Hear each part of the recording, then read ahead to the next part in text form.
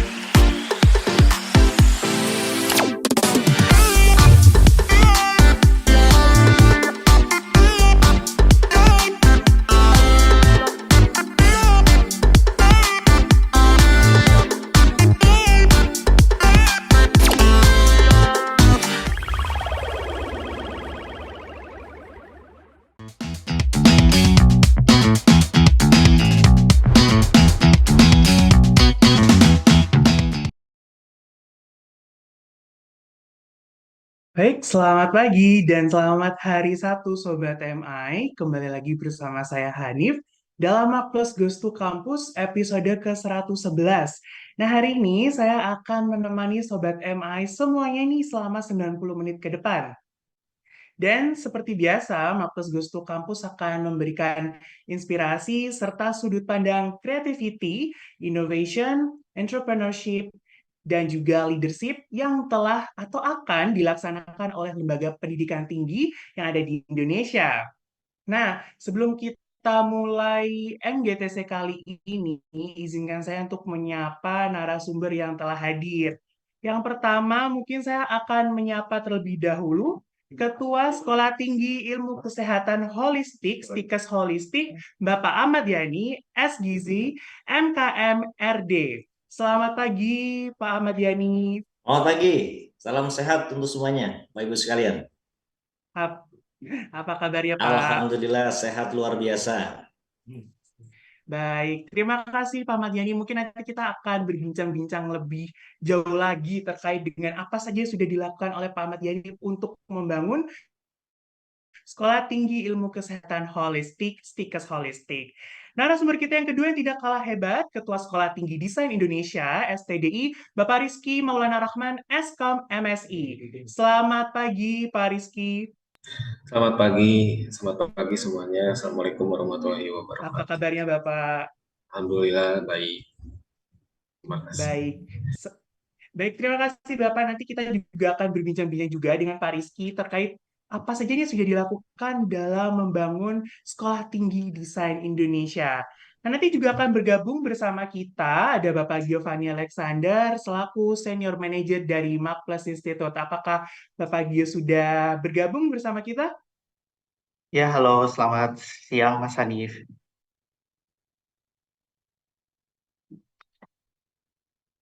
Baik, selamat pagi Pak Gio.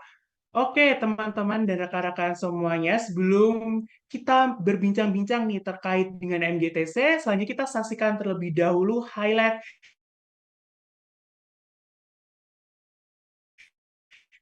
MGTC episode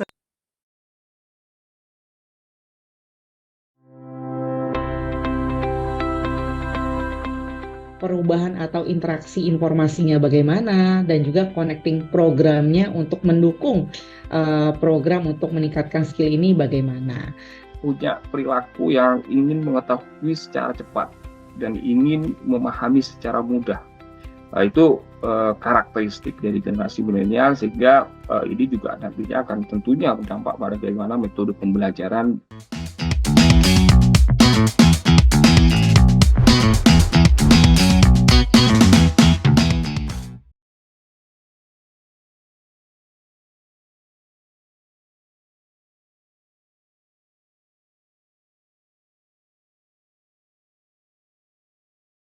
Recording in progress.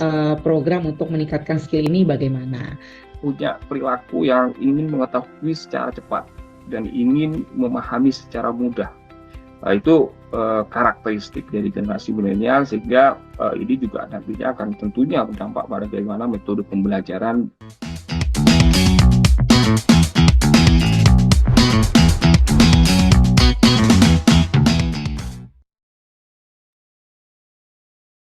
Baik, sebelum kita berbincang dengan dua narasumber kita, Pak Matiani dan juga Pak Rizky, sebenarnya Bapak Giovanni akan memaparkan konsep yang menarik, yaitu yang akan kita dapatkan insight-insight menariknya seperti itu. Jadi, bagi Pak Giovanni, waktu dan tempat saya persilahkan. Oke, terima kasih Mas Hanis atas kesempatannya. Jadi hari ini senang sekali bisa bertemu dengan Bapak Ibu. Cuma maaf, hari ini seperti ada kendala, jadi komputer saya tiba-tiba mati, jadi mungkin materinya akan sedikit terhambat. Nah, mungkin saya akan cerita nih Bapak Ibu tentang konsep hari ini tentang entrepreneurship, entrepreneurial management, atau kita juga mungkin mengenal ya, entrepreneurship management. Nah, mungkin Mbak Era boleh di-share materinya. Oke, sudah dibantu oleh tim Maples. Jadi hari ini kita akan mengenal sedikit ada yang namanya konsep CL dan PIPM. Nah, mungkin boleh next-nya.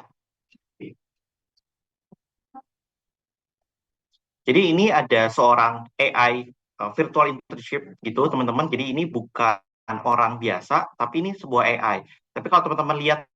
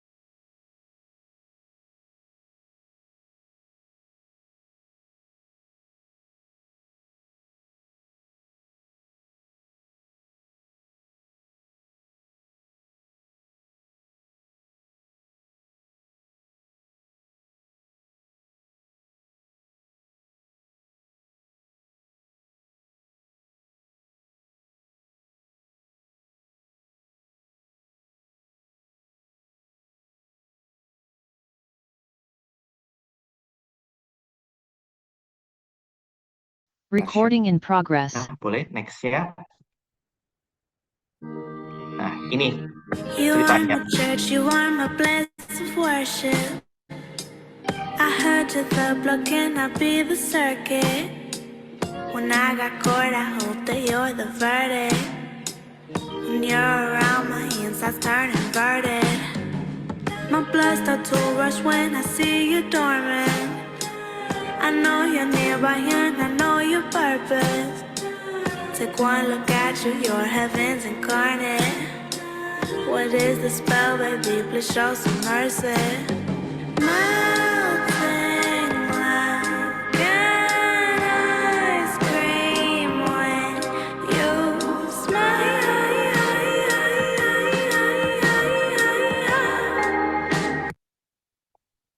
Nah, tadi kita lihat kan dia punya story yang sangat menarik. Di sini tulis the first virtual idol from Indonesia. Nah, mungkin boleh next-nya.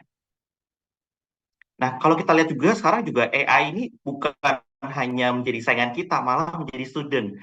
Di salah satu universitas namanya Tsinghua University, itu ada AI yang di-enroll sebagai student, di mana AI ini akan belajar seperti mata pelajaran biasa, supaya apa? Kira-kira dosennya bisa mengimbangi nggak sih sama kecepatan AI dalam mengingat, dan lain-lain. Gitu. Dan ini katanya tahun ini baru masuk, dan kemampuannya seperti anak umur 6 SD. Tapi kalau kita lihat mungkin 2-3 tahun lagi mungkin udah seram sekali. Mungkin kemampuannya sudah kayak mahasiswa pada normal pada umumnya. Nah, boleh next-nya. Nah, kalau ini kita lihat nih, perkembangan AI, teknologi ini sejalan dengan konsep yang ditulis oleh Pak Hermawan. Yaitu di tahun 2010 ada marketing 3.0 yang fokus kepada human spirit, terus tiba-tiba booming dengan adanya digital marketing, makanya lahirlah 4.0. Terus kemudian di tahun 2021, Mas Iwan Setiawan dan Pak Hermawan menulis marketing 5.0 yang bilang akan ada yang namanya booming AI. Kita lihat sekarang di 2023 ada yang namanya ChatGPT dan booming.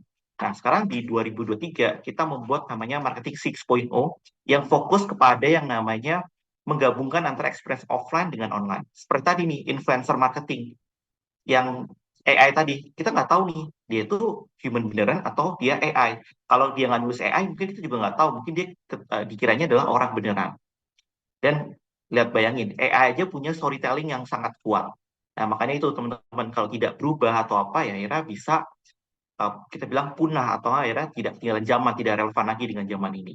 Nah, makanya itu kita harus mengadaptasi konsep baru yang namanya entrepreneur marketing.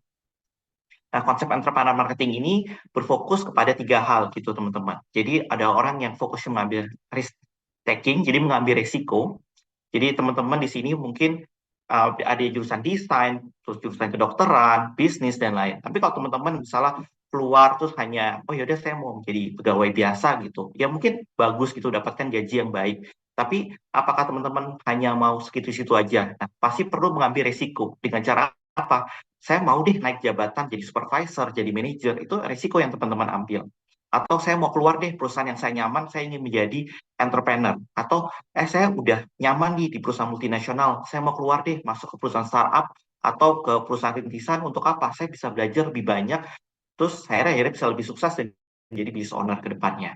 Nah, selain jadi risk taking, teman-teman juga bisa berkolaborasi dengan orang lain gitu. Sekarang ini teman-teman mungkin tidak bisa mengandalkan diri teman sendiri, perlu berkolaborasi. Mungkin di sini teman-teman saling mengenal, misalnya tadi jurusan kedokteran dengan desain, yuk kita berkolaborasi membentuk apa? Mungkin kita bisa bikin kayak the next Halodoc atau apanya, tapi dengan branding yang lebih keren dari anak-anak desain. Nah, next-nya. Nah, ini ke teman-teman, kalau misalnya teman-teman mau bekerja di dunia marketing company. Jadi mungkin di sini tadi, oh saya nih dokter, saya nih desainer, apa perlunya saya belajar tentang tadi struktur dalam marketing company. Nah, perlu teman-teman. Kenapa? Karena teman-teman mungkin tidak hanya masuk, saya kedokteran, saya hanya menjadi dokter. Saya desainer, ya saya akan menjadi desainer. Bisa aja teman-teman, sekarang ini marketing itu multidisipliner. Jadi teman-teman yang kedokteran mungkin bisa masuk perusahaan marketing. Misalnya, oh saya dokter nih, saya bisa jadi apa di perusahaan marketing? Teman-teman bisa menjadi product manager, bisa kayak Halodoc, terus atau enggak teman-teman mau membuat startup kesehatan. Apakah product owner-nya dari seorang manajemen? Ya belum tentu tidak, pasti dia akan mencari dokternya. Kenapa? Karena mereka yang punya tahu tentang regulasinya, tahu tentang peraturannya, dan lain-lainnya. Oh, saya desainer, saya cuma bisa desain. Ya, belum tentu. Teman-teman mungkin bisa belajar yang namanya UI UX. Teman-teman membuat journey dari sebuah aplikasi dan lain-lain. Nah, banyak teman-teman kita juga di MAK+ yang mengambil jurusan desain di S1-nya, tapi di S2-nya mereka mengambil namanya user experience design atau branding dengan mungkin dengan metode baru atau apa dengan teknologi ini gitu. Jadi teman-teman di marketing company bisa mendapatkan 3 hal. Pertama, teman-teman bisa menjadi bagian dari customer management, mengembangkan customer, yaitu menjadi market dan community intelligence, dan market insight dan analytics. Dan terakhir menjadi CRM atau customer care. Atau teman-teman menjadi bagian dari produk, yaitu menjadi product manager, membuat sebuah produk, misalnya kayak free Halodoc, terus misalnya bisa bikin kayak freelance.com, Fiverr, dan lain-lain. Terus selain produk itu perlu dijual dong ke platform. Nah, makanya ada orang yang akan mengembangkan platform, yaitu mobile apps, e-commerce, dan lain-lain. Nah, di sini teman-teman mungkin desain juga bisa bergabung ke tim mobile apps, e-commerce. Kenapa? Karena pasti dalam mobile apps perlu dikembangkan. Gak hanya mobile apps itu jadi, terus di launching, terus selesai. Perlu dikembangkan lagi desainnya, dipercantik, terus UI-nya dibenerin, dan lain-lain. Dan terakhir ada business development atau sales manager. Nah, banyak juga saya kenal orang-orang dari dunia kedokteran, akhirnya masuk ke business development dan sales manager. Terus kalau ditanya, oh ngapain saya sekolah tinggi-tinggi, akhirnya menjadi sales manager. Coba deh kalau teman-teman kita lihat perusahaan farmasi terbesar gitu di dunia. Itu rata-rata top sales-nya itu adalah merupakan lulusan dari kedokteran atau kesehatan dibandingkan orang yang pure dari manajemen. Kenapa? Karena mereka sudah mengerti product knowledge, sehingga ketika mereka ketemu dokter, mereka tahu bahasanya, gimana cara ngomong risetnya, dan akhirnya salah satu top sales tertinggi. Nah, aku juga kenal beberapa, dia itu sekarang menjadi sales director di perusahaan farmasi terbesar juga di Indonesia. Dengan background apa? Dia dokter gitu, teman-teman. Tapi dokter yang mau belajar ilmu entrepreneurship, dan akhirnya dia bisa menjadi top sales yang baik. Akhirnya sekarang se-Indonesia, mungkin se-Asia Pasifik inilah, dia yang memegang dan mendistribusikannya ke luar negeri. Dan terakhir, teman-teman bisa menjadi brand manager. Apa itu? Bisa mengembangkan tadi content marketing, SEO writer, event, dan lain-lain. Terus next-nya. Nah, mungkin ini sekilas tentang MAK+ Institute. Jadi kami adalah sebenarnya kayak platform atau ekosistem gitu untuk membantu para dosen, universitas, profesional, dan lain-lain untuk mengembangkan ilmunya dalam bidang bisnis dan pemasaran. Nah, kita sudah berdiri dari mungkin 33, sekarang mau jalan ke 34 tahun nanti di 1 Mei. Terus kita sudah men-training sebanyak 65.000 peserta. Terus juga kita ada 2.700 kelas per tahunnya. Mungkin next-nya. Nah, jadi kalau teman-teman, saya pingin nih, tadi misalnya saya dokter, saya desainer, saya pingin nih belajar lagi tentang marketing. Bisa aja nggak? Bisa aja teman-teman. Mungkin kalau saya ambil nih cerita dari Dr. Richard Lee yang terkenal, mungkin Dr. Richard Lee itu dulu ketika lulus dari kedokteran, dia mengambil pekerjaan sebagai dokter tapi di kilang minyak. Terus dia bilang, aduh saya bosen nih kalau bekerja di kilang minyak, gajinya gede, 2 digit teman-teman. Nah, tapi akhirnya apa? Dia merelakan pekerjaannya itu, dia masuk ke, mungkin teman-teman tahu PT Sinarmas, akhirnya dia bekerja di hutan kecil gitu, terus dia bilang, aduh saya bosen nih teman-teman, kerja di hutan. Kenapa? Karena apapun yang datang sakitnya dia cuma punya 2 obat, Panadol dan apa gitu, antiseptik atau apa. Jadi dia merasa, oh saya dokter, tapi kok nggak punya senjata yang lengkap ya. Akhirnya dia mengambil salah satunya S2 rumah sakit gitu kan. Terus akhirnya dia punya ide, akhirnya dia kasih tahu ke atasannya. Atasan, saya punya ide. Daripada nih saya cuma menjadi dokter, terus saya cuma dapatkan 2 obat, dan apapun penyakitnya pakai 2 obat itu, gimana kalau kita kolaborasi yuk dengan Sinarmas asuransi Sinarmasnya. Gimana caranya? Nih, Bapak boleh dong pinjemin saya berapa ratus juta untuk saya beli peralatan di rumah sakit saya yang kecil ini. Nanti kalau orang sakit, nggak usah bayar Pak, tapi pakai asuransinya. Dan akhirnya kata si atasannya dibilang, kamu pinter sekali, kamu cerdas. Akhirnya dalam berapa tahun dia bisa menjadi direktur dalam Sinarmasnya itu, Sinarmas Grupnya yang di bidang mungkin perhutanan atau pertanian. Nah, itu sikap dari orang yang memiliki jiwa entrepreneurship. Mungkin dia tadi dokter, tapi dia mau belajar tentang ilmu manajemen, marketing, dan lain-lain, akhirnya bisa menjadi sukses gitu, teman-teman. Jadi kalau teman-teman di sini, oh saya pingin dong pingin bikin misalnya klinik kecantikan, mungkin kan sekarang banyak ya dokter pingin bikin kecantikan, mungkin bisa belajar ngambil brand operation atau desainer. Teman-teman di sini desainer ini merasa, oh saya desainer cuma tukang bikin logo, ada yang ngomong seperti itu. Tapi inti dari sebuah brand itu bukan bikin logonya, tapi bagaimana mengerti customer ini butuh apa sih, bagaimana menciptakan value dan values dari sebuah brand yang dihidupkan dan akhirnya dipromosikan ke customer. Atau gimana ya, saya udah punya brand besar nih, gimana saya ingin menjual, bisa mengambil sales operation.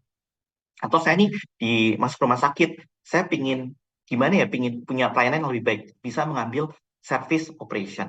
Atau saya nih pingin jadi kayak the next Dr. Richard Lee, saya pingin jadi content creator, bisa mengambil tactical digital marketing. Next ya. Nah, jadi teman-teman kita menciptakan sebuah konsep entrepreneur marketing, teman-teman. Jadi kalau selain teman-teman menjadi seorang profesional yang kita bawah dibilang cuma productivity, improvement, professionalism, atau mengembangkan manajemen, teman-teman harus memiliki jiwa sial. Maksudnya apa? Ketika teman-teman di perusahaan atau di organisasi, punya jiwa, ya udah saya tidak hanya menjalankan perintah atasan, tapi bagaimana ya saya mengembangkan perusahaan ini menjadi lebih baik. Nah, mungkin kalau kita lebih lanjut di next-nya, nah, ada yang namanya jiwa creativity. Yaitu teman-teman punya berbagai ratus ide atau berkolaborasi dengan teman-teman. Oh, saya mau bikin the next Halodoc, saya mau bikin the next kayak mungkin orang-orang yang membuat buku tentang 90-an atau buku cerita anak. Banyak loh desainer yang membuat kayak buku anak akhirnya terbitkan dan sukses. Terus dari ide-ide itu, mana yang ide yang bisa dilanjutkan ya? Teman-teman membuat sebuah inovasi. Nah, banyak teman-teman di sini yang, oh yaudah saya cuma punya ide aja, tapi tidak pernah dijalankan. Makanya itu teman-teman harus mempunyai jiwa entrepreneurship, yaitu menjalankan konsep yang teman-teman sudah jalankan. Dan terakhir, selain udah punya entrepreneurship, teman-teman harus punya sikap leadership, yaitu mengembangkan atau menjalankan usaha yang sudah ada. Nah, kayak tadi, saya udah bisa nih jadi content creator, tapi teman-teman bisa menjadi content creator yang curang, nakal, atau enggak membuat mungkin yaudah saya nggak usah riset dalam. Saya ini mungkin karena seorang yang terpercaya, saya ngasih aja ilmu yang biasa aja. Nah, mungkin orang akhirnya terpercaya dan akhirnya tertipu. Makanya itu teman-teman harus punya jiwa leadership, yaitu harus punya etika yang bagus ketika ya tadi menjadi seorang brand manager, menjadi seorang service, atau menjadi seorang digital marketing. Nah, mungkin itu pembukaan dari saya. Terima kasih Bapak Ibu yang telah hadir. Jadi kita juga ingin mendengar bagaimana sih apa saja dilakukan universitas untuk mengembangkan sikap entrepreneurship di university. Saya kembalikan ke Mas Hanif. Terima kasih. Baik, terima kasih Pak Gio atas pemaparan konsep terkait dengan CL yang sangat menarik. Baik, sebelum kita berbincang-bincang dengan dua narasumber, saya ingin menginformasikan kepada teman-teman semuanya bahwasanya Maplas Institute memiliki certification program, di mana certification program ini merupakan program sertifikasi kompetensi yang bisa teman-teman jadikan sebagai senjata teman-teman kalau nanti ingin melamar suatu pekerjaan. Dan biasanya di Maplas Institute, khusus bagi teman-teman yang mengikuti MGTC hari ini, nanti akan ada promo menarik buat teman-teman semuanya. Nanti teman-teman bisa mengunjungi website mapplasinstitute.com dan masukkan kode MHSMICP. MHSMICP. Nah, dimasukkan kodenya sewaktu check out karena nanti teman-teman akan mendapatkan harga spesial. Yang ada di website harga 700.000, teman-teman bisa mendapatkan harganya hanya 250.000 saja. Dan nanti akan ada beberapa program yang bisa teman-teman pilih, ada entrepreneurial marketing, social media marketing, dan masih banyak lagi. Jadi silakan teman-teman langsung check out saja. Jangan lupa masukkan kodenya MHSMICP dan check out di website mapplasinstitute.com. Baik, terima kasih teman-teman semuanya. Nanti akan saya ingatkan terus supaya teman-teman selalu check out di website kita. Baik, Sobat MI, sekali lagi kita akan menyaksikan perbincangan yang menarik dari Ketua Sekolah Tinggi Kesehatan Holistik, Stikes Holistik, yang telah membawa Sekolah Tinggi Ilmu Kesehatan atau Stikes Holistik untuk menjadi Sekolah Tinggi Ilmu Kesehatan yang unggul dalam pendidikan, penelitian, dan pengembangan keilmuan kesehatan holistik di Indonesia pada tahun 2027. Dengan dimoderatori kembali oleh Bapak Giovanni, perbincangan ini akan mengulas lebih dalam terkait dengan strategi apa saja yang telah dilakukan untuk mewujudkan visi tersebut. Tidak lupa kami ingatkan juga kepada Sobat MI untuk bisa langsung mengajukan pertanyaan melalui chat Zoom. Baik, tanpa berlama-lama lagi, mari kita dengarkan bagaimana strategi dari Bapak Ahmad Yani, SGZ MKMRD, membangun Sekolah Tinggi Ilmu Kesehatan Holistik, Stikes Holistik, namun setelah yang satu ini.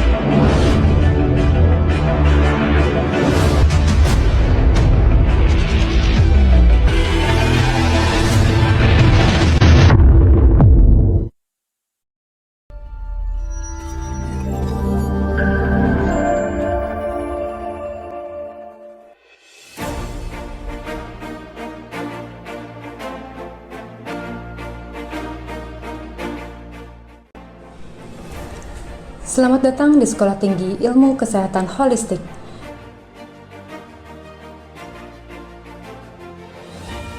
Dunia mengalami transformasi digital dan mengubah berbagai kebiasaan dan cara hidup, baik di kalangan masyarakat maupun industri.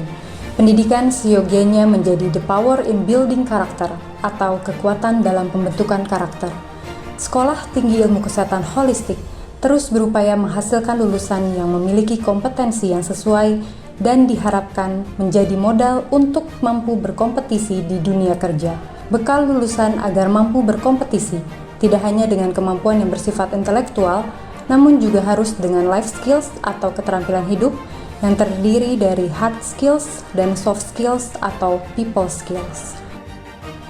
Proses pendidikan di lingkungan Sekolah Tinggi Ilmu Kesehatan Holistik telah diupayakan terlaksana secara holistik dan sistemik, sehingga dalam membangun manusia berkarakter yang tidak hanya fokus pada dimensi kognitif saja, tetapi mampu mengembangkan potensi manusia yang mencakup potensi sosial emosi, intelektual, moral atau karakter, kreativitas, dan spiritual.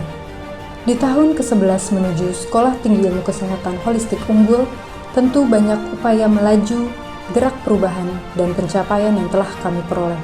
Apresiasi tinggi kepada para pimpinan, beserta jajarannya, para dosen dan tenaga kependidikan Sekolah Tinggi Ilmu Kesehatan Holistik yang tanpa lelah untuk berkontribusi dalam proses meraih pencapaian-pencapaian terbaik, yakni 86% lulusan Sekolah Tinggi Ilmu Kesehatan Holistik telah terserap di dunia kerja, tersedianya beasiswa baik dari pemerintah maupun yayasan, capaian mahasiswa yang telah meraih prestasi di berbagai bidang, telah terbitnya jurnal pengabdian kepada masyarakat, Journal of Holistic Community Service, terjalinnya ragam kerjasama antara instansi sebagai mitra kerjasama.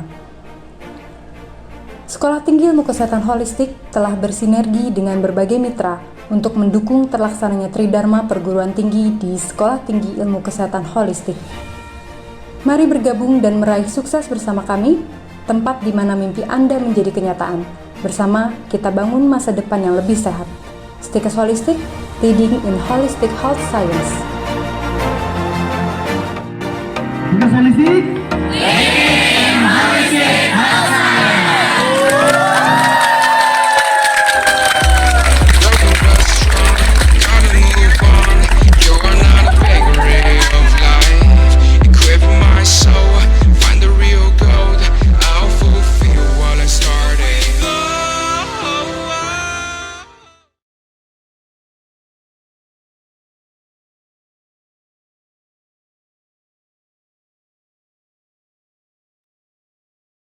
Selamat pagi menjelang siang Pak Ahmad Yani. Selamat pagi, Mas Giovanni. Apa kabar? Baik Pak, hari ini senang banget Pak bisa belajar dari ini Pak, Universitas Bapak. Nah, mungkin boleh sharing nggak Pak, kira-kira apa sih yang Bapak lakukan untuk meningkatkan mutu dan kualitas dari Universitas Bapak? Mungkin waktu kami persilakan, silakan Pak. Ya, baik. Saya izin share ya, materi.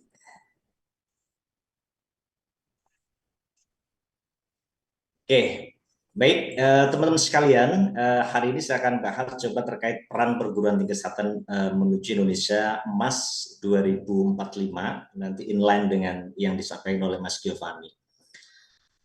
Indonesia memiliki visi untuk menjadi negara maju di tahun 2045, di mana itu 100 tahun Indonesia merdeka disebut dengan Indonesia Emas 2045. Tentu peran perguruan tinggi ini menjadi sangat penting dalam mewujudkan hal tersebut.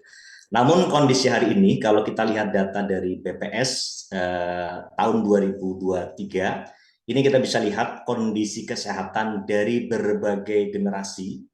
Di sini kita bisa lihat generasi 0 sampai 4 tahun, kemudian 60 plus, ini menjadi golongan yang rentan terkait masalah keluhan terhadap kesehatan. Kemudian generasi Z, kemudian generasi Y, yang dimana ini adalah calon pemimpin di masa yang akan datang. Sehingga kesehatan ini menjadi fondasi yang penting untuk pembangunan kesehatan yang berkelanjutan, tentu demi kemakmuran masyarakat dalam menunjang indeks pembangunan manusia di Indonesia. Kontribusi apa yang akan dilakukan dan yang perlu dilakukan oleh perguruan tinggi tentu tidak lepas dari tridharma perguruan tinggi, di mana ada pendidikan, kemudian penelitian, kemudian pengabdian masyarakat, atau lebih implementasinya adalah pelayanan. Di dalam pendidikan tentu kita mempersiapkan tenaga kesehatan yang punya kualitas, sekali lagi mutu menjadi kualitas, kemudian etik, profesional, yang tentu dilengkapi dengan berbagai macam kompetensi, tidak hanya core kompetensinya saja, tetapi di dalam pendidikan baik hard skill, soft skill tentu kita perlu improve dan perlu kita beri kesempatan setiap mahasiswa tadi. Kemudian inovasi, tentu riset tanpa inovasi pasti mati. Ya, kreativitas menjadi kunci di dalam era persaingan hari ini. Tentu tanpa inovasi, tanpa kreativitas tentu akan menjadi mati. Kemudian adalah pelayanan atau pengabdian kepada masyarakat. Ini menjadi kunci karena dengan kita mengabdi kepada masyarakat, kontribusi perguruan tinggi terhadap kesehatan menjadi hal yang cukup baik. Tantangan hari ini seperti apa? Tentu adalah keterbatasan sumber daya, kemudian akses terhadap pelayanan kesehatan. Sehingga dalam mewujudkan Indonesia Emas 2045, halangannya cukup banyak. Solusinya seperti apa? Tentu adalah pengembangan kurikulum yang relevan dan adaptif. Hari ini, challenges hari ini, tantangan dunia hari ini sangat berbeda. Sehingga tentu menghadapi kondisi hari ini, tentu kita perlu kreativitas dalam merancang kurikulum dengan baik. Kemudian tentu adaptable-nya, bahasa dalam politis adalah pragmatis, kita harus beradaptasi dengan kondisi apapun. Kemudian tentu investasi dalam infrastruktur dan teknologi kesehatan.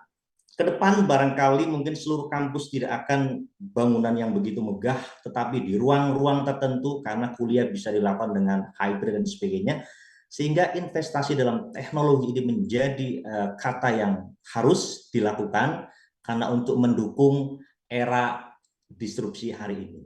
Kemudian kolaborasi antar lembaga dan pemangku kepentingan, saya katakan tanpa kolaps maka akan kolaps. Artinya tanpa kolaborasi hari ini kita pasti akan ambruk. Dunia apapun, sehingga hari ini terima kasih kepada Makplus kita bisa berkolaborasi dalam hal saling sharing insight materi. Kemudian solusi berikutnya adalah pemberdayaan masyarakat dalam upaya pencegahan dan promosi kesehatan. Yang dilakukan adalah tentu kita harus pemberdayaan sumber daya yang kita miliki, masyarakat tantangan hari ini apa, sehingga apa yang kita lakukan tentu harus memberdayakan sumber daya yang ada, terutama masyarakat kita libatkan di dalam konsep pendidikan ini, baik itu orang tua, kemudian lingkungan sekitar, sehingga bisa menunjang kompetensi-kompetensi yang dibutuhkan. Nah, sehingga harapannya adalah kita akan mendapatkan masa depan yang cerah, di mana melalui peran perguruan tinggi kesehatan ini, Indonesia dapat mencapai visi Indonesia Emas di 2045. Harapannya kalau masyarakatnya sehat, tentu dia akan mampu mengikuti pendidikan dengan baik, sehingga harapannya kalau pendidikannya baik, wawasannya bertambah, akan meningkatkan ekonomi secara umum. Sehingga masyarakat yang sehat ini menjadi modal utama dalam mencapai kemakmuran dan kesejahteraan bersama. Dan tantangan yang dihadapi hari ini, era disrupsi hari ini, baik teknologi maupun segala jenis sumber daya AI sekarang yang kita hadapi merupakan peluang yang terus berinovasi dan meningkatkan kualitas layanan kesehatan. Sehingga kita bisa mendapatkan sebuah generasi yang tentu siap menghadapi era disrupsi hari ini, tetapi punya mentalitas, body, mind, and spirit yang cukup balance. Karena hari ini solusi anak-anak hari ini adalah healing, ya. Jadi untuk menghindari tekanan yang begitu luar biasa, cari jalan keluarnya adalah healing. Makanya kesehatan menjadi modal utama supaya kita menghadapi era disrupsi ke depan bisa menjadi lebih baik, dan produk-produk dari kesehatan ini bisa kita tawarkan kepada masyarakat, baik berupa itu produk ataupun jasa ataupun yang lainnya. Baik, saya kira itu Mas Giovanni, kita akan lebih banyak diskusi dan saling sharing. Demikian, terima kasih. Assalamualaikum warahmatullahi wabarakatuh.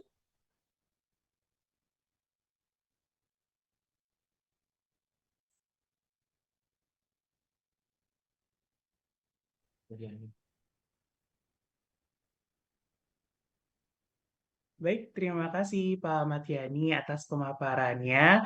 Mungkin nanti kita akan sambung kembali di waktu sesi Q&A untuk Pak Matiani.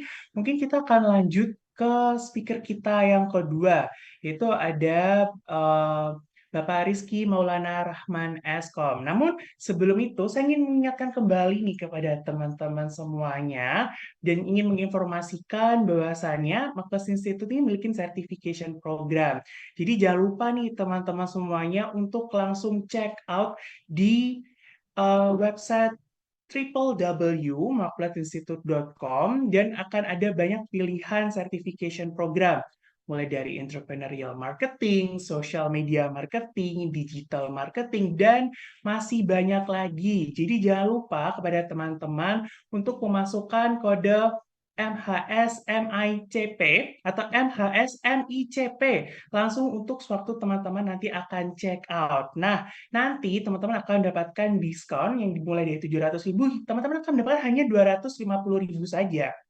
Jadi jangan sampai ketinggalan untuk program ini, karena ini hanya untuk teman-teman yang mengikuti NGTC pada hari ini, seperti itu. Langsung check out saja di website makpresinstitute.com dan langsung masukkan kodenya MHS-MICP, seperti itu.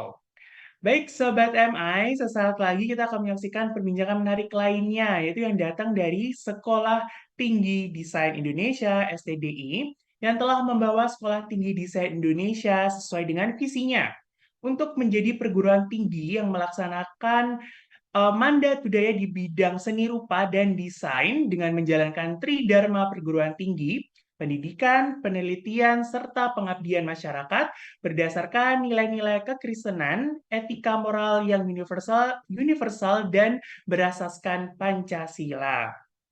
Dan akan dimoderatori kembali oleh Bapak Giovanni. Perbincangan ini akan mengulas lebih dalam terkait dengan strategi apa saja yang telah dilakukan. Dan tidak lupa, kami kembali ingin mengingatkan juga kepada teman-teman semuanya untuk bertanya nih melalui chat Zoom. Nanti akan kita tanyakan kepada dua narasumber kita tadi, ada Pak Madiani dan juga nanti kepada Pak Rizky. Seperti itu. Baik, tanpa berlama-lama lagi, mari kita dengarkan bagaimana strategi dari Bapak Rizky Maulana Rahman Eskom MSI dalam membangun Sekolah Tinggi Desain Indonesia, STDI, namun setelah profil yang satu ini.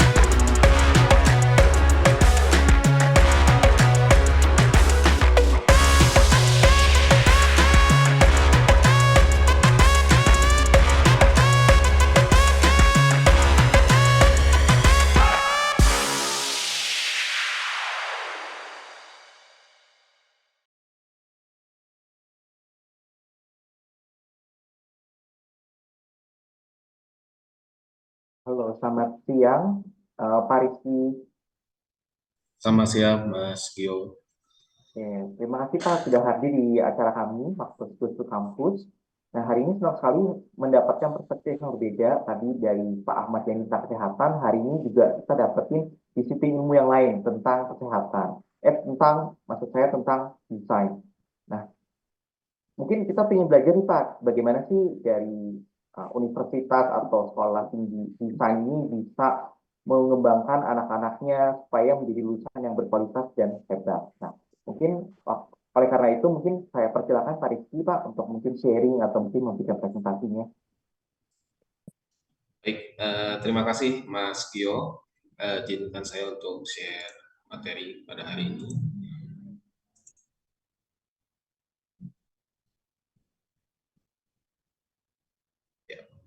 Assalamualaikum warahmatullahi wabarakatuh. Selamat pagi, salam sejahtera untuk kita semua.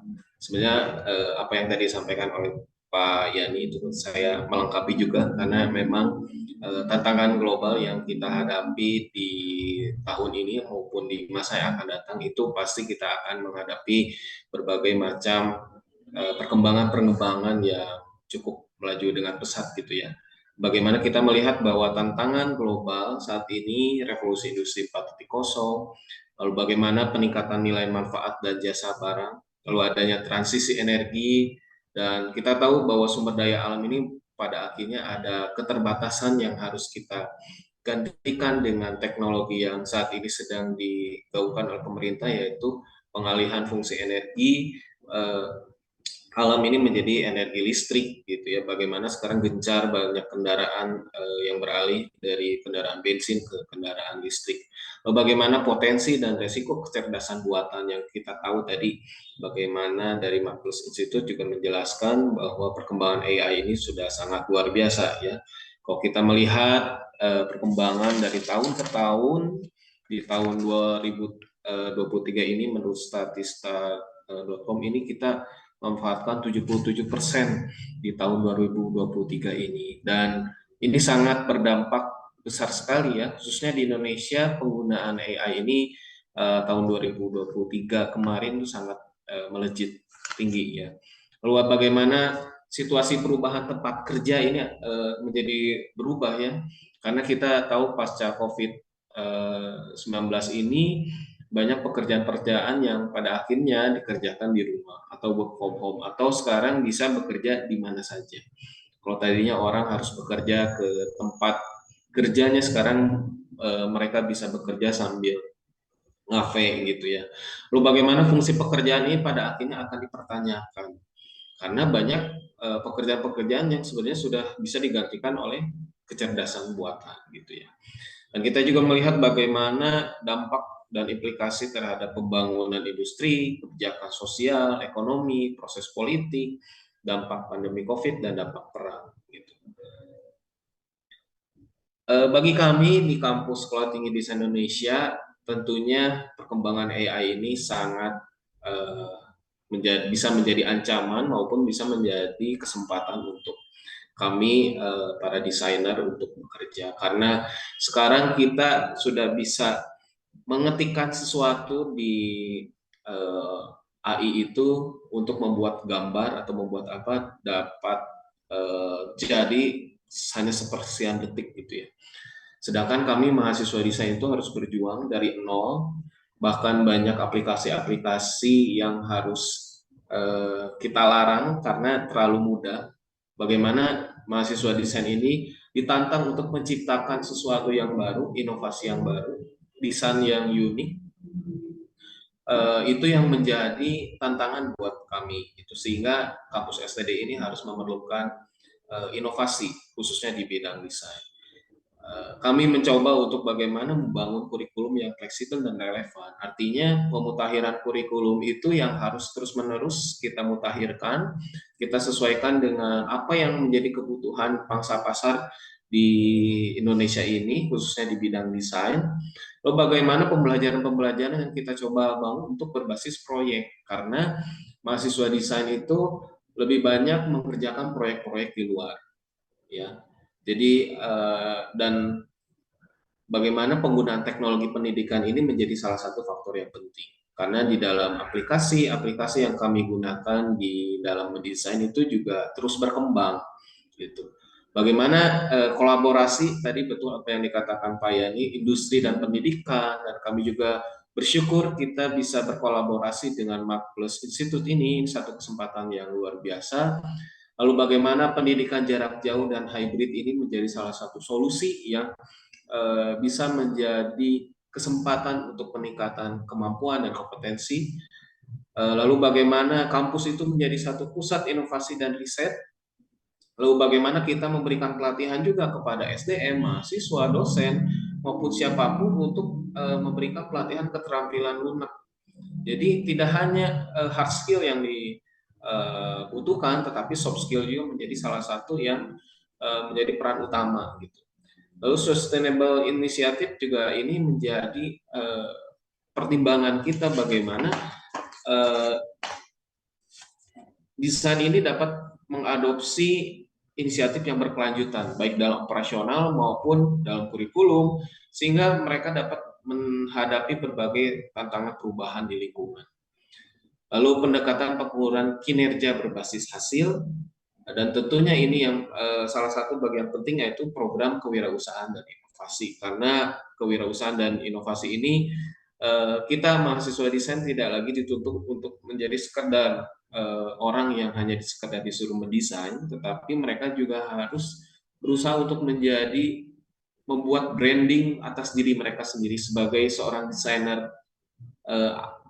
Mereka mau dikenal sebagai desainer seperti apa, bagaimana mereka tidak hanya menjadi pegawai, tetapi mereka bisa menjadi pemimpin atas diri mereka sendiri. Mereka bisa menjadi wirausaha di dalam bidang desain dan tentunya dalam berinovasi. Tentu tantangan yang sangat besar yang harus kita persiapkan, khususnya di kampus desain ini, kualitas pengajaran pendidikan ini menjadi faktor utama ya. Bagaimana metode pengajaran yang dilakukan, pendidikan karakter yang harus kita bangun. Karena mahasiswa desain itu punya karakter sendiri dibandingkan dengan karakter mahasiswa-mahasiswa lain ya. Karena kalau kita melihat mahasiswa desain itu lebih banyak kerja malam dibanding kerja pagi. Kenapa? Karena mereka muncul ide-ide itu ketika mereka kerja malam. Mereka biasanya saya melihat start dari jam 9 malam hingga jam 2 pagi mereka itu bekerja. Jadi kita harus juga menyesuaikan bagaimana karakter-karakter mahasiswa ini menjadi satu bagian dalam pendidikan. Bagaimana kualitas pelayanan dan faktor juga kepuasan pelanggan itu juga menjadi sangat penting.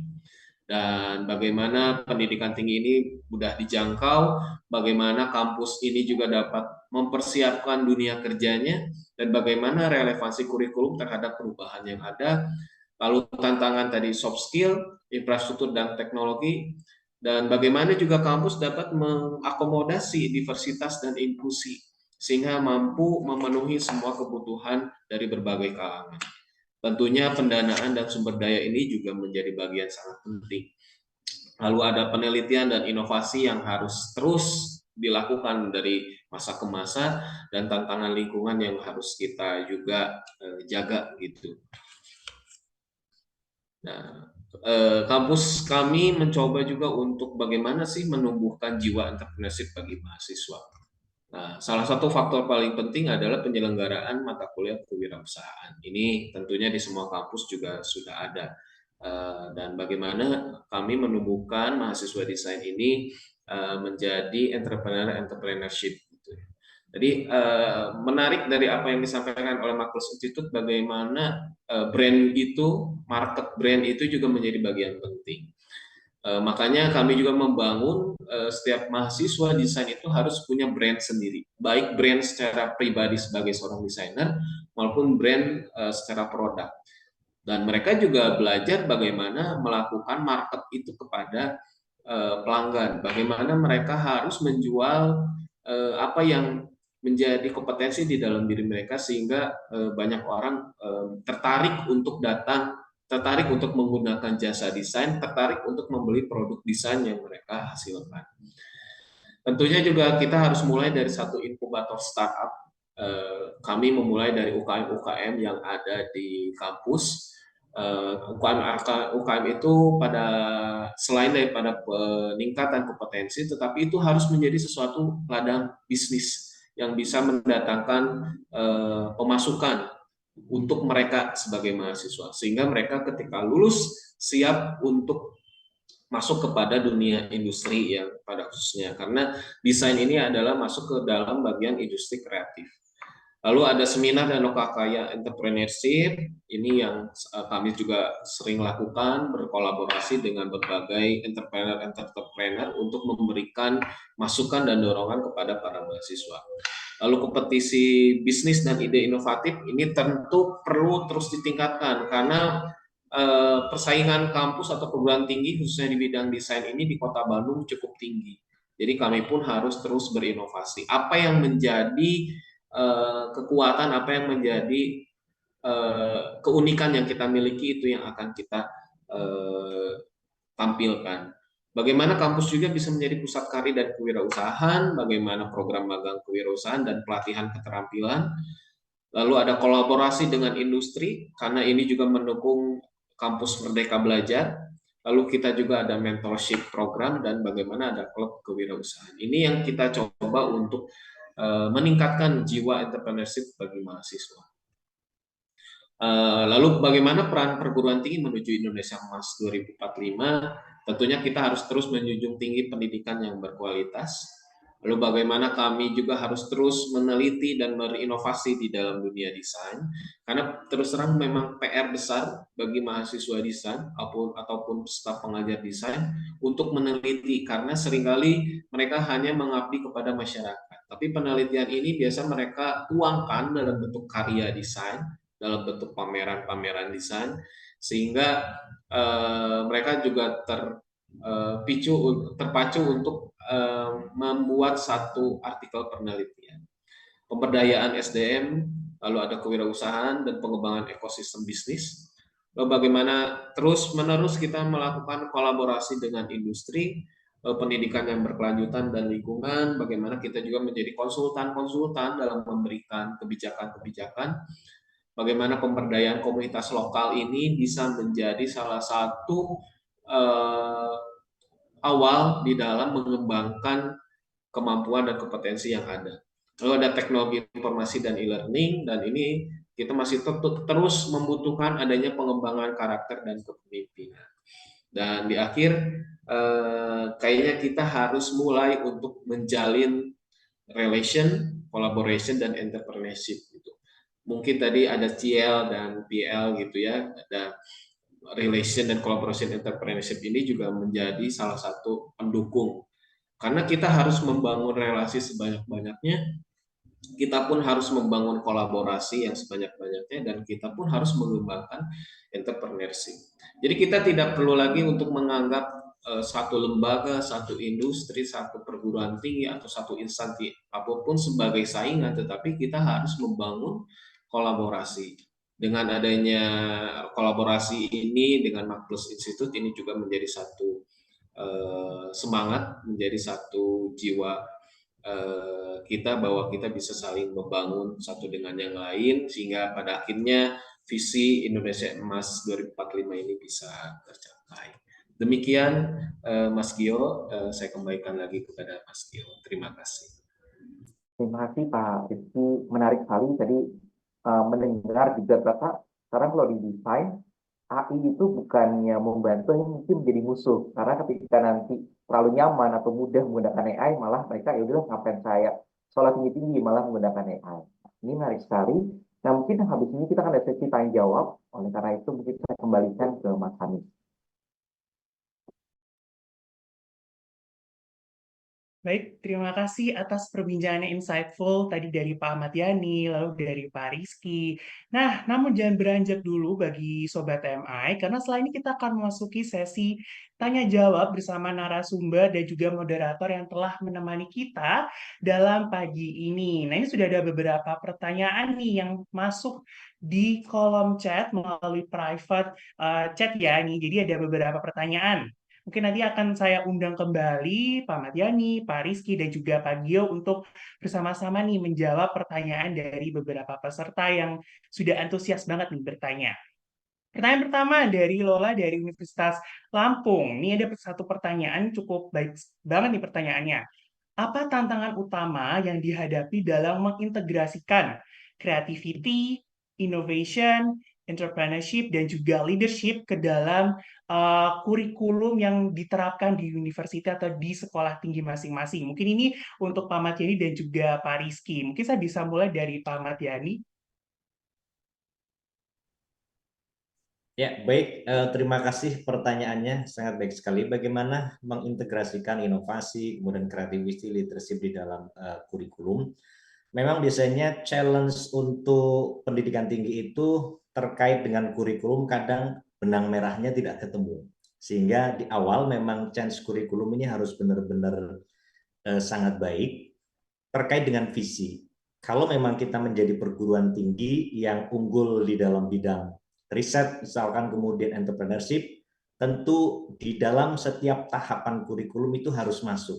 Mulai dari MKWK saat ini ya, kurikulum umum, kemudian inti, kemudian semester berapa dia akan diberikan, sehingga harapannya goal setting yang akan kita raih yaitu entrepreneurship itu bisa tercapai.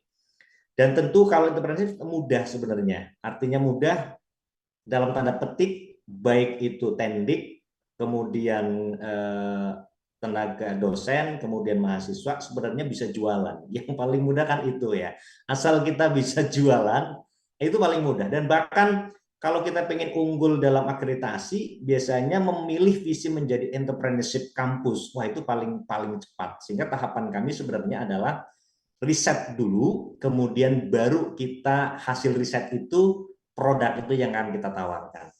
Demikian Mas Hanif dan Mas Giovanni dari saya. Baik, terima kasih Pak Matiani. Mungkin dari Pak Rizky, apakah ada tanggapan juga Pak? Baik, terima kasih untuk pertanyaannya. Saya melengkapi juga apa yang disampaikan Pak Yani. Jadi kebetulan kami juga dalam proses pemutakhiran kurikulum ini menjadi bagian penting.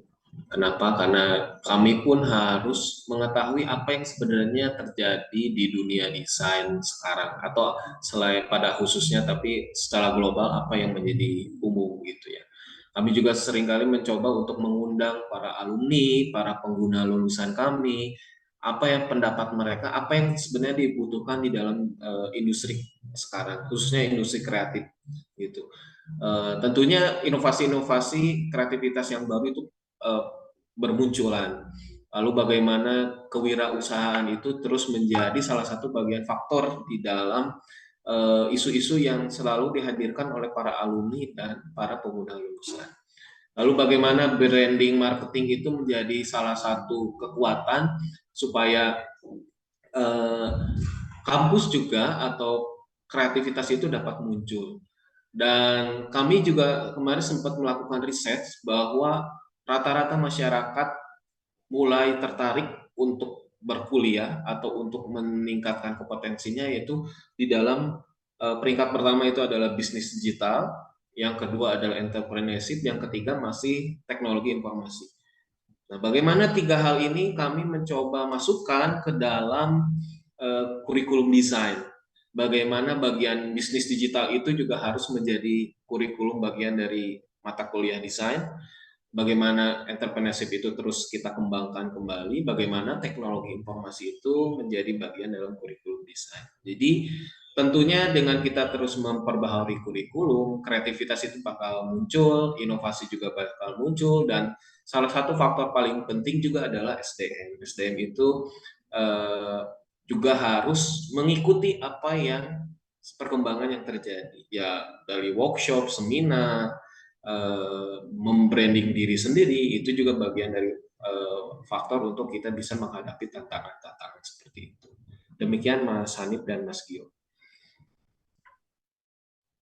Baik, terima kasih Pak Rizky atas tanggapannya juga terkait dengan pertanyaan tersebut. Ini sangat menarik banget ya dari dua universitas, dua sekolah tinggi yang memiliki background yang berbeda, satu dari kesehatan dan juga satunya dari seni rupa, tapi tetap mengedepankan creativity dan bagaimana tetap mengembangkan kurikulumnya sesuai dengan empat hal tersebut, yaitu ada creativity, innovation, entrepreneurship, dan juga leadership, yang dimana empat hal tersebut sangat penting sekali untuk mahasiswa, seperti itu. Nah, ini masih ada pertanyaan lagi untuk Pak Ahmad Yani dan juga Pak Rizky, yaitu bagaimana nih university atau sekolah ini bisa memastikan bahwa mindset, creativity, innovation, entrepreneurship, dan juga leadership ini tidak hanya sekedar retorika institusi, tapi juga dapat terintegrasi di seluruh lapisan dan juga di seluruh kebijakan-kebijakan yang diambil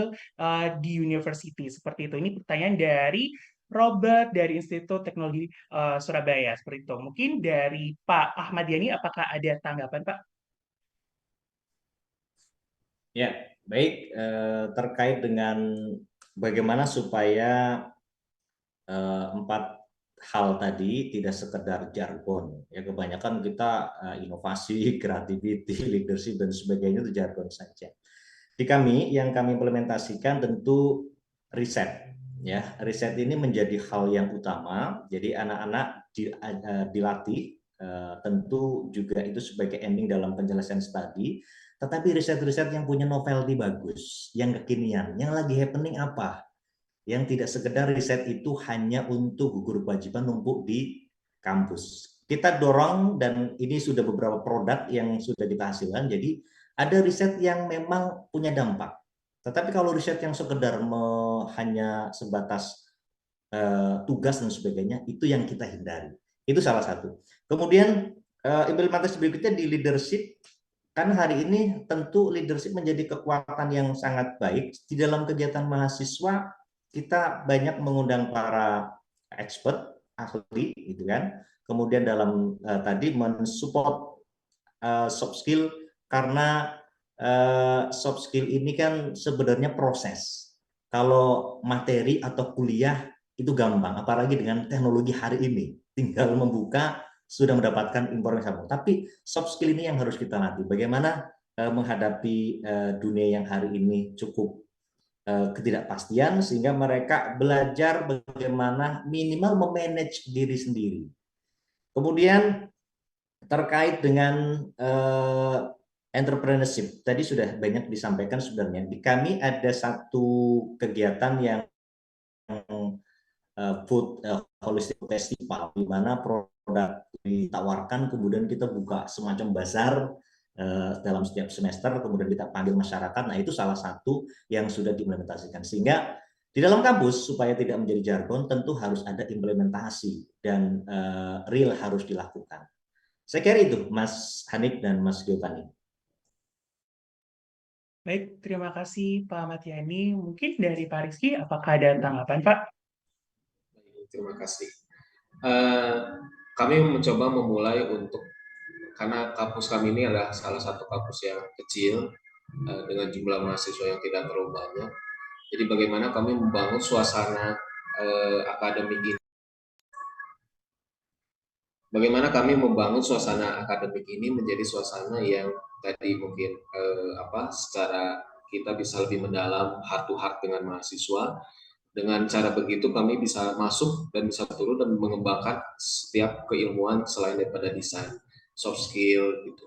Jadi kami mencoba untuk menanamkan semangat dan motivasi kepada setiap mahasiswa, karena terus terang menjadi mahasiswa desain ini di 1 tahun pertama ini cukup berat, karena mereka satu mata kuliah saja bisa 10 tugas untuk desain, dan itu cukup memberatkan mereka.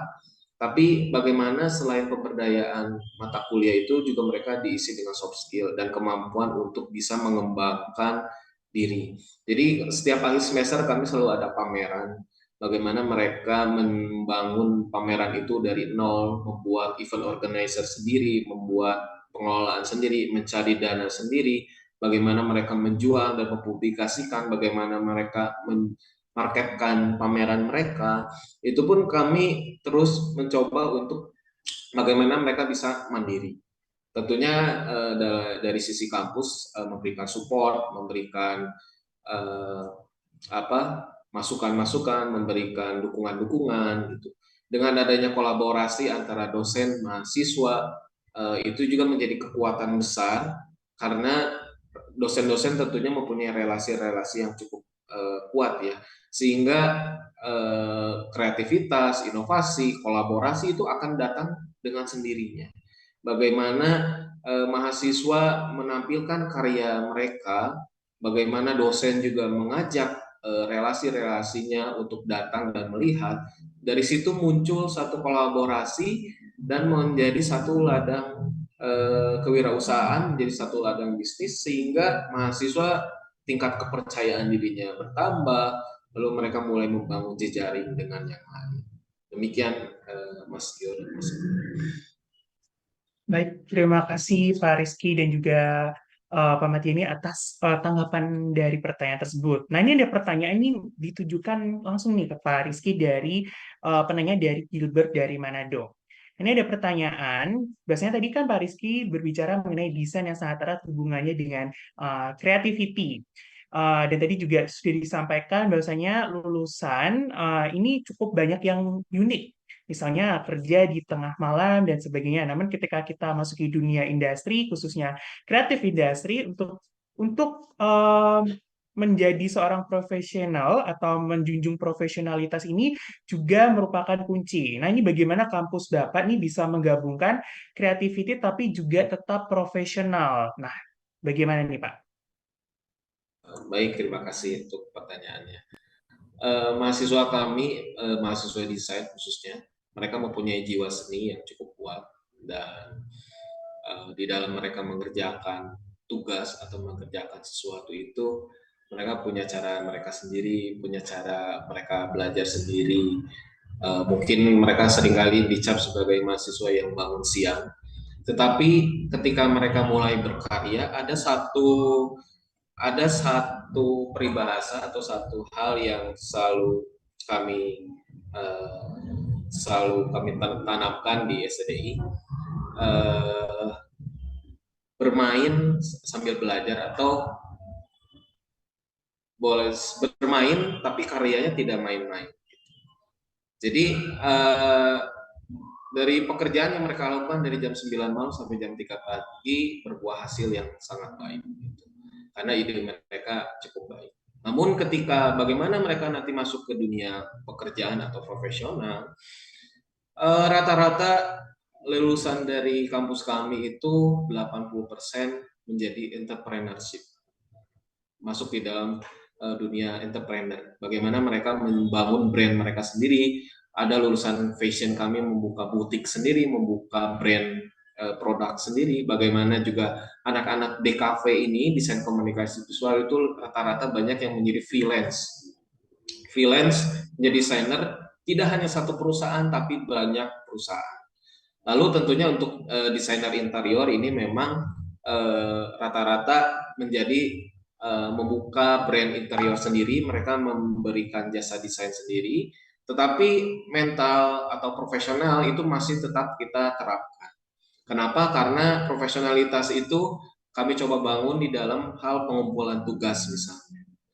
Itu cukup ketat di kampus kami. Karena apa? Pengumpulan tugas ini menjadi bagian penting. Setidaknya ketika mereka mampu mengumpulkan tugas sesuai dengan target apa yang ditetapkan, tentunya ketika mereka bekerja juga dapat menyelesaikan tugas dengan baik. Meskipun mahasiswa desain terkesan kurang beraturan, tapi di dalam hal bekerja kita yakin apa yang mereka kerjakan itu mereka bertanggung jawab atas apa yang mereka kerjakan. Itu tentunya juga menghindari adanya plagiarisme ya, karena juga kita melihat bahwa desain juga banyak faktor yang menjadi pelanggaran seperti pelanggaran copyright, pelanggaran mencatut desain karya orang lain. Nah, itu juga menjadi bagian dari sikap profesionalisme yang kita tanamkan di mahasiswa desain ini. Baik, demikian. Baik, terima kasih Pak Rizky. Tadi saya sempat takjub juga nih dan terngiang-ngiang nih terkait dengan mungkin dilakukannya bermain-main tapi hasilnya tidak main-main. Nah ini kata-kata yang cukup bagus sekali sih Pak untuk dijadikan seperti tagline gitu ya untuk mahasiswa-mahasiswa seni gitu ya. Nah ini ada pertanyaan yang ini langsung ditujukan ke Pak Ahmad Yani nih. Mungkin ini terkait ada sedikit-sedikit terkait dengan kesehatan. Nah biasanya kan kalau di dunia medis, di dunia kesehatan itu kita sering sekali melakukan riset dan juga banyak hal-hal yang harus kita lakukan nih. Nah, ini bagaimana mengkomersilkan riset atau produk yang dihasilkan, terutama di dunia medis, padahal saat ini banyak sekali ketentuan-ketentuan dan juga peraturan yang harus dipatuhi, seperti BPOM dan lain sebagainya. Bahkan juga ada peraturan halal dan lain-lainnya. Nah, ini bagaimana kalau dari sisi Bapak nih, dari sisi orang kesehatan menanggapi hal tersebut? Baik, Mas Hanif, terima kasih atas pertanyaannya. Memang betul, dunia kesehatan memang cukup rigid ya, artinya terkait dengan aturan, kemudian standarisasi dan sebagainya.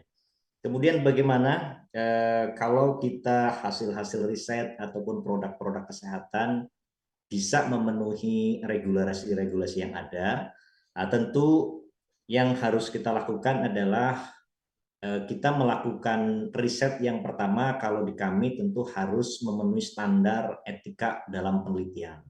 Standar etik itu yang harus kita tempuh.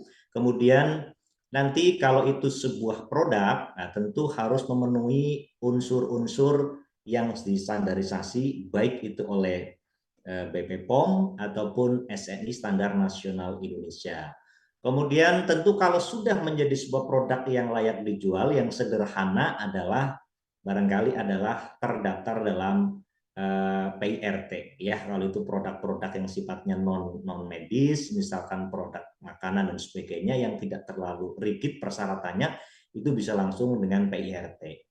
Atau justru cenderung banyak sekarang produk yang tanpa harus melalui ketentuan-ketentuan itu justru lakunya lebih keras. Nah, kita hadirkan justru yang laku keras itu yang seperti apa, kemudian kami melalui riset. Harapannya hasil riset, hasil inovasi perguruan tinggi ini menjadi nilai jual yang lebih. Contoh misalkan produk A laku keras, saya nggak mau pakai daftar KPOM dan sebagainya, udah laku kok. Nah, dengan melalui riset, di riset ini produknya akan semakin bagus. Sehingga tahapan-tahapan itu kita tempuh. Tidak sekedar produk laku, tetapi memenuhi ketentuan-ketentuan yang tentu safety aman untuk kita konsumsi. Saya kira itu Mas Hanif dan Mas Giovanni.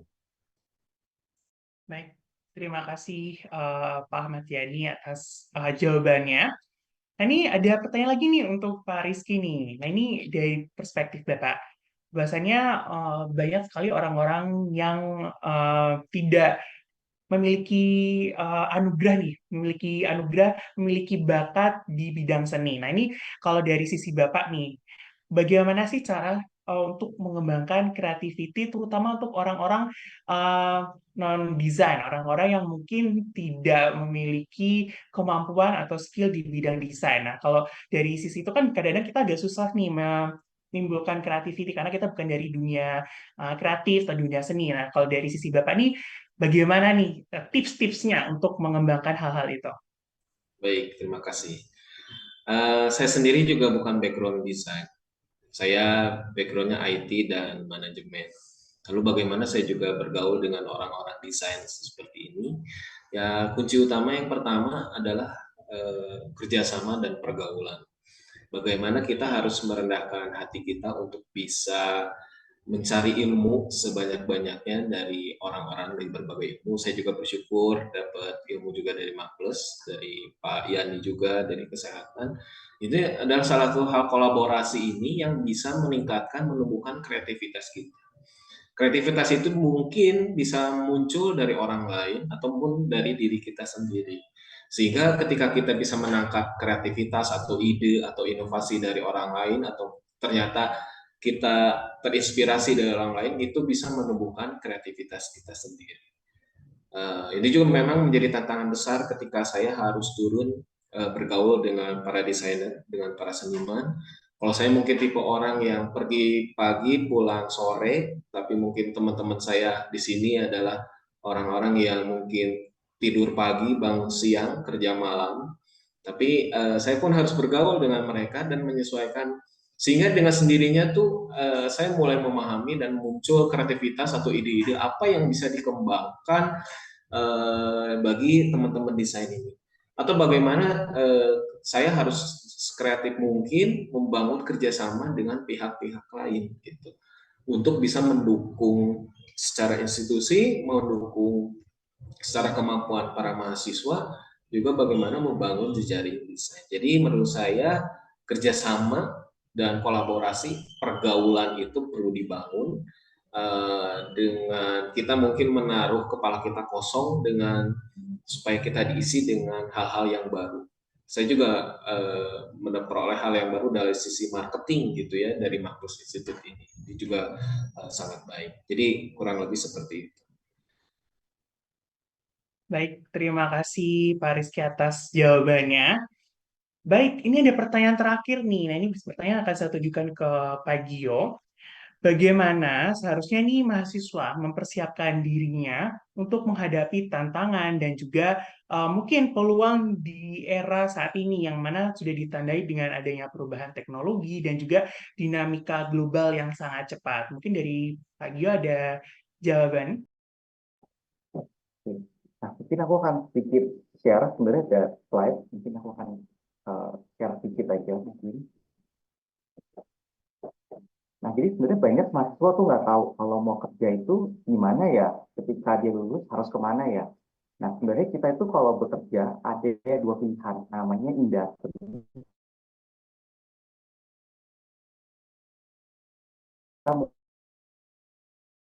Di industri pertanian atau startup. Dan juga ada pekerjaan di bidang tadi, divisi. Misalnya saya marketing, operation, human resource, finance, data, atau service. Nah, jadi teman-teman ada yang namanya generalis. Misalnya apa? Oh, saya lulusan desain, saya bekerja di dunia marketing sebagai marketing agency. Jadi teman-teman bekerja di marketing, tapi multi industri. Bisa banyak industri yang teman-teman bisa bekerja.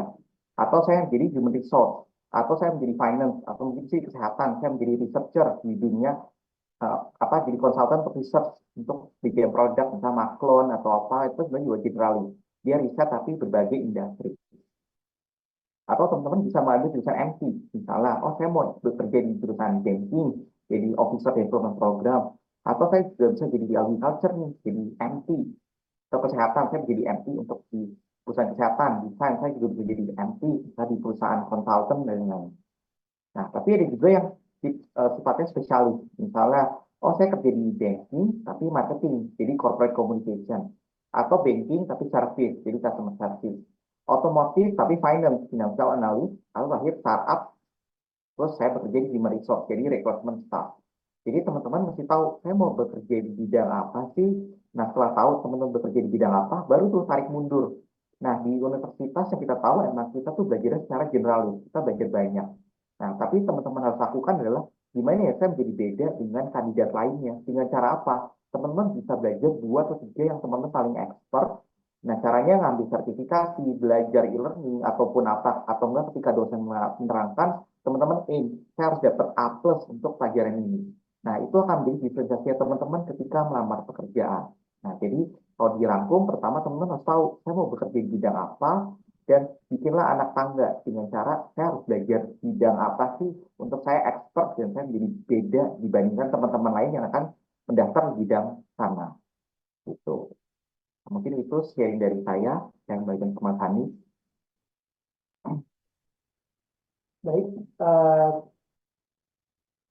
Baik, terima kasih atas inspirasinya.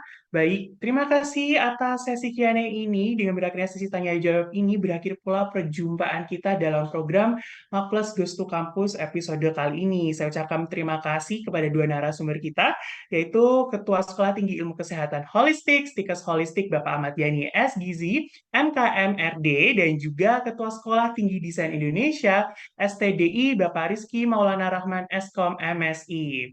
Nah, sebelum kita akhiri perjumpaan kita kali ini, saya ingin mengingatkan kembali kepada rekan-rekan semuanya yang ada di sini bahwasannya kita memiliki program sertifikasi. Nah, tadi juga sempat di spill dikit-dikit ya sama Mas Gio bahwasannya kita juga harus memiliki kompetensi atau skill yang harus kita kuasai. Nah, salah satunya adalah dengan melalui program sertifikasi ini. Nah, Maples Institute memberikan promo nih buat teman-teman semuanya yang ikut MGTC hari ini, yaitu kunjungi website maplesinstitute.com.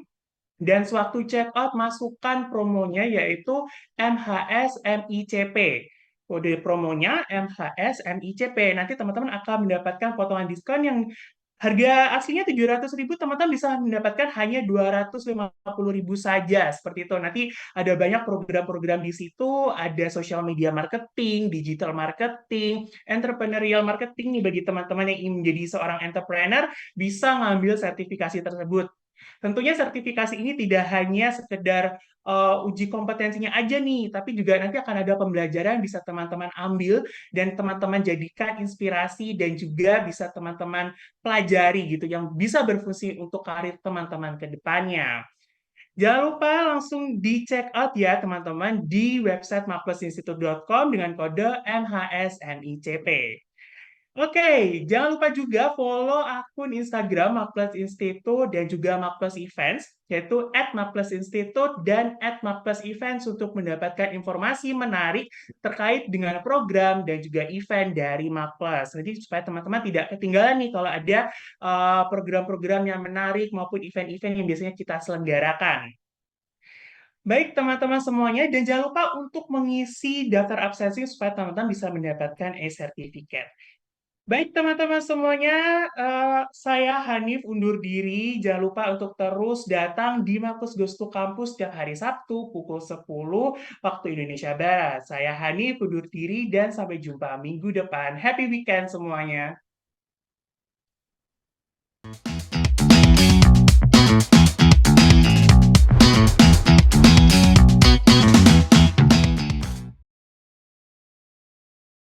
Recording stop.